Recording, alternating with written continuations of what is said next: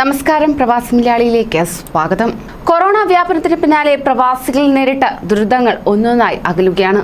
അങ്ങനെ നീണ്ട 10 മാസത്തോളം പ്രവാസികൾ കാത്തിരുന്ന ആ വാർത്ത ഇപ്പോൾ പുറത്തുവരികയാണ്. പ്രവാസികളുടെ കാത്തിരിപ്പിന് അന്ത്യം കുറിച്ചുകൊണ്ടാണ് ആ വാർത്ത ഇപ്പോൾ നിങ്ങൾക്ക് മുന്നിലെത്തുന്നത്. നീണ്ട 10 മാസത്തെ കാത്തിരിപ്പിന് ശേഷം ഇന്ത്യയിൽ നിന്ന് സൗദി അറേബ്യയിലേക്കുള്ള വിസ സ്റ്റാമ്പിംഗ് പുനരാരംഭിച്ചിരിക്കുകയാണ്. ആരോഗ്യ മേഖലയിലേക്കുള്ള വിസകളുടെ സ്റ്റാമ്പിംഗ് മാത്രമാണ് നിലവിൽ നടന്നു വരുന്നത്.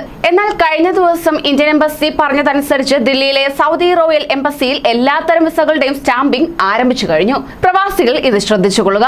സൗദിയിൽ തൊഴിൽ തേടുന്നവർക്ക് സന്തോഷം നൽകുന്ന വാർത്ത കൂടിയാകുന്നു വിസ സ്റ്റാമ്പിംഗ് പുനരാരംഭിച്ച ഈ നടപടി.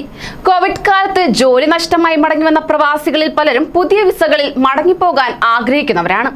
എന്നാൽ വിസ സ്റ്റാമ്പിംഗ് നടക്കാതിരുന്നത് ഇവർക്ക് തടസ്സമായി മാറിയിരുന്നു. അങ്ങനെ കഴിഞ്ഞ ദിവസം മുതൽ എല്ലാ വിഭാഗം തൊഴിൽ വിസകളുടെയും ആശ്രിത സന്ദർശന വിസകളുടെയും സ്റ്റാമ്പിംഗിനായി സ്വീകരിച്ചു തുടങ്ങിയിട്ടുണ്ടെന്ന് ട്രാവൽ ഏജൻസികൾ അയച്ച സർക്കുലറിൽ സൗദി എംബസി വിശദീകരിക്കുകയും ചെയ്തു.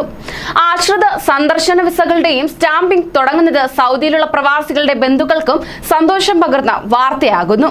വിസ സ്റ്റാമ്പിംഗിനായി പാസ്പോർട്ടും മറ്റു രേഖകളും ഏജൻസികൾക്ക് നേരിട്ട് സമർപ്പിക്കാൻ സാധിക്കും. ഇതിനുള്ള ഫീസിലും മാറ്റം വരുത്തിയിട്ടില്ല. അതേസമയം പാസ്പോർട്ടും അനുബന്ധ രേഖകളും അംഗീകൃത കേന്ദ്രത്തിൽ നിന്ന് അണുവിമുക്തമാക്കണമെന്ന് എംബസി പുറത്തിറക്കിയ അറിയിപ്പിൽ വ്യക്തമാക്കുകയാണ്. പാസ്പോർട്ട് അണുവിമുക്തമാക്കാൻ 505 രൂപയും മറ്റു രേഖകളുടെ ഓരോ പേജിനും 107 രൂപ വീതവും നൽകണം. പ്രവാസികളേറെ ചോദിച്ച ചോദ്യത്തിനാണ് ഇപ്പോൾ ഉത്തരം വന്നിരിക്കുന്നത്. സ്റ്റാമ്പിംഗ് ഇതാ ആരംഭിച്ചു കഴിഞ്ഞു. എല്ലാ വിസകളുടെ സ്റ്റാമ്പിംഗും ഇനി മുതൽ നടക്കുന്നതായിരിക്കും. സൗദിയിലേക്ക് പോകാൻ കാത്തിരിക്കുന്ന എല്ലാ പ്രവാസികൾക്കും സന്തോഷം പകർന്ന വാർത്ത കൂടിയാവുകയാണിത്. കൂടുതൽ പ്രവാസി വാർത്തകൾക്കായി ഈ ചാനൽ സബ്സ്ക്രൈബ് ചെയ്യൂ.